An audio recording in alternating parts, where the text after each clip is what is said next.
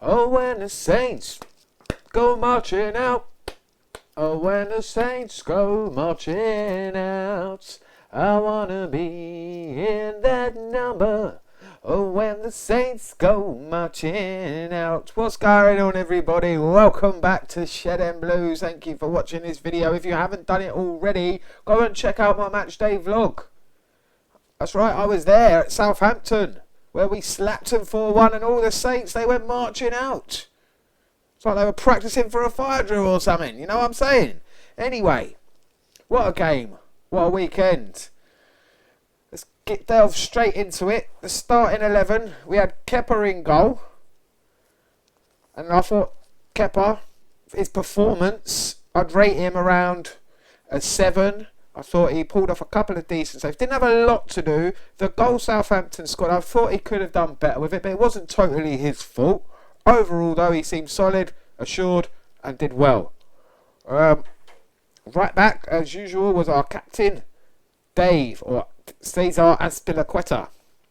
I thought another good performance from Dave. He's getting better and better. It seems to help that he's got some competition in that position now, and maybe gets a couple of games rest every now and again. I thought that was the problem with him last season and before, that he was being overused, overworked. Now he can rest if we need to. We've got someone who is just as good to slot straight in Reece James. I thought he had a good game yesterday, played really well. I'd give him a 8. Centre backs, Kurt Zouma, one of his better games I thought. Did really well, solid. The goal, I didn't think it was his fault. I'd give him a 7. Tomori, on the other hand, struggled a little bit I thought yesterday at times, mainly with passing out at the back. Seems to be a bit nervous at times, and he gets himself caught in a situation where he's not sure what to do, which is the better pass, gets confused, and it gives the opposition time to close him down. And it happened yesterday, and he got caught a couple of times with bad passes that nearly, if it wasn't for Jorginho, could have cost us quite severely. So for that, he still had a decent game. He's still young, he's going to learn, he's going to grow in confidence. You could see he was annoyed with himself when he made that mistake yesterday. I'd still give him a 7. I thought he did really well. Left back, Alonso, really solid. I think Alonso, since he's come back into the team, he's had to fight for his place. I think it's a blessing in disguise for him that Emerson got injured. You can never really say that. It's a shame when anyone gets injured, but for Alonso, he's come back in and he's done really well. You've got to give him that. There are times where he does get caught out of position, but defensively and going forward, he has been really, really good. I think Frank Lampard's worked wonders with him. I'd give him a 7 as well. Our midfield 3 today, or yesterday, I'm doing this video the day after. I was exhausted after I got back at 10 o'clock at night last night. Left at 6 a.m. from Norfolk, where I live. Travelled to Southampton and back again in the same day. Left my house at 6 a.m. Got back at 10 p.m. So I'm pretty exhausted from yesterday. So I thought I'd rest up and give you a proper good video the next day. So anyway, the midfield 3, we had Jorginho. Now in the week it was announced that he is our vice captain, and I thought he put in another captain's performance today. He's a leader, this guy. Fantastic. What a performance from Jorginho. I'd give him an 8. Next to him was Kante, and again another solid performance from Kante. Stuttered and started with his injuries, have been a real big problem for him from the start of the season. He hasn't hit any form. This game and the game before against Lille, I think he's been fantastic. A real bonus to having him back in the side. I'd give him a 9. Took the goal well. It was a bit lucky, got a deflection, but hey, you ride your luck in football, and he did. Got himself a goal. Good performance. A solid 9 from Kante. In front of them was Mason Mount. Yep, Mason Mount, another great performance from Mount. The pressing, the link-up play with the other people around him is fantastic. I'd give him a 9. Willian, Now, I've criticised Willian at the beginning of the season for his effort, but in the last 3 or 4 games, I think he has been outstanding. This is the Willian we've been wanting to see, the Willian that deserves the number 10 shirt. It's been brilliant, and again today he was fantastic. Deserved the goal in my opinion. Didn't get one, but the link-up play, the way he set up Mason Mount for his goal was fantastic. I'd give Willian today a 10. A 10 out of 10 performance from Willian. I thought he was the man of the match, the star player today. Brilliant. On the other side on the other wing was Callum Hudson-Odoi, who got his first full start of the season in the Premier League. What a performance it was. He was fantastic.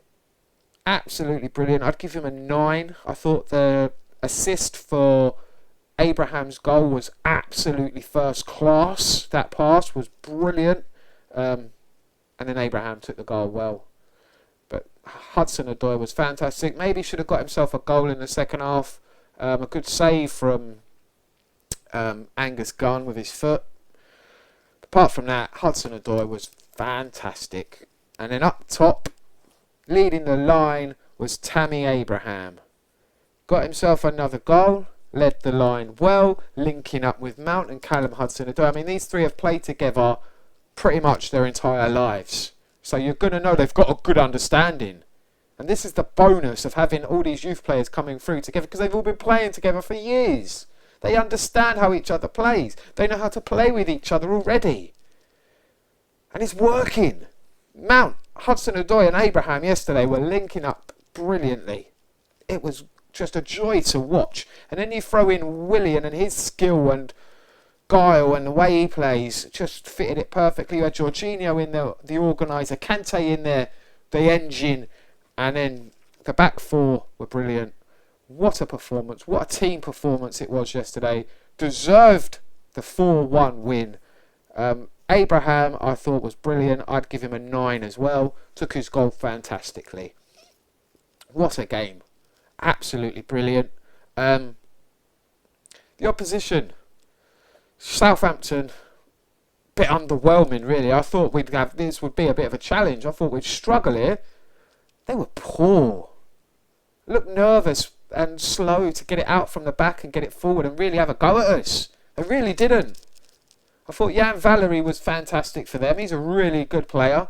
Did really well to get in and assist for the goal for Danny Ings, who took his goal well. Apart from that, though, they were poor. Really poor. I feel for the Southampton fans. They're waiting for a home win. They haven't had one since April. That's appalling. I mean, I like their manager, Ralph Hasenhüttl, who is a good manager. But what is going on? They need to sort themselves out fast, or they're going to find themselves in a relegation battle. I think they will this season. It's going to be tough for Southampton this year if they continue to perform like this.